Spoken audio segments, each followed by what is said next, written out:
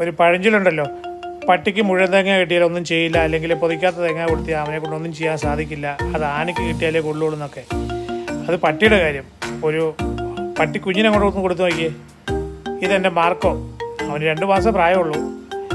അവന് അത് കിട്ടിക്കഴിഞ്ഞാൽ അതൊന്നും വിടത്തില്ല.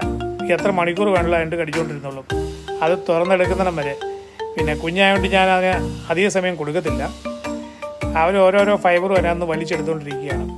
ഇതിനിടയ്ക്ക് ആ ചകിരിയുടെ ചോറൊക്കെ വായിലേക്ക് വീഴുന്നുണ്ട്. അതൊക്കെ തുപ്പിക്കളയാം, ഒന്നും വേണ്ട. അതിനകത്തുള്ള ആ സബ്സ്റ്റൻസ് മതി അവന്.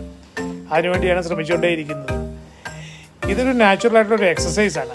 അവൻ്റെ പല്ലിനൊരു സുഖം കിട്ടും. തന്നെയല്ല ഈ പ്ലാസ്റ്റിക് സാധനമൊക്കെ കടിച്ചു പറിക്കുന്നതിലും ഭേദമല്ലേ ഇത്. ഡോക്ടർമാർ വേണമെങ്കിൽ പറയുമായിരിക്കും ഇതിൻ്റെ ഫൈബർ അകത്ത് പോയി കഴിഞ്ഞാൽ അവൻ എന്തെങ്കിലും ഡൈജഷൻ്റെ പ്രശ്നം ഉണ്ടാകുന്നൊക്കെ. അതൊക്കെ അവർ കുഞ്ഞുങ്ങൾ നോക്കിക്കോളൂ, അവർക്കറിയാം. അവർ പ്രകൃതിയുടെ മക്കളാണ്.